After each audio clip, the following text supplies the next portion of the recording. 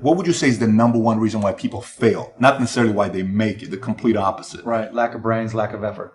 Lack of brains, lack of effort. Yeah, they don't do the work. They don't learn, when you walk in the room, when you start a business and you start to talk about somebody, you're never in a vacuum with no competition, unless you're just extremely lucky.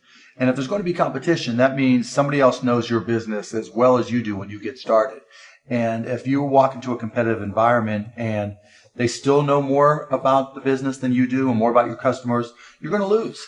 But most people don't consider that. They don't do the work. They don't learn more about their industry. They don't know even about their business. And so you've got to put in the effort to know more about your industry than anybody else. And that's the brains part, and that's the effort part as well. Because look, if you're competing with me, you better know what you're doing. Otherwise, I'm going to kick your ass, and you're not going to outwork me. And so, the combination is usually what kills businesses early on more than anything. And it depends if you pick the right industry.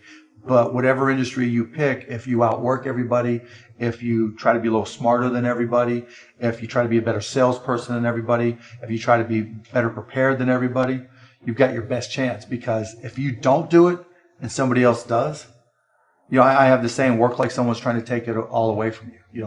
I actually work like someone's spending 24 hours, working 24 hours to take it all away from you. And that's kind of the way I look at it.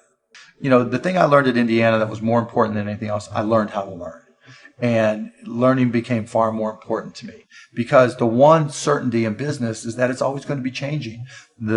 If you're not always learning, to this minute, if I'm not continuously learning, if I'm not just absorbing as much as I can absorb, someone else is going to kick my ass, right? So you talk about paranoia. The greatest source of your paranoia should be knowledge. If someone else knows more than you do, and if you're not learning, if you don't know how to learn, if you don't have a thirst for learning and acquiring information, you're SOL.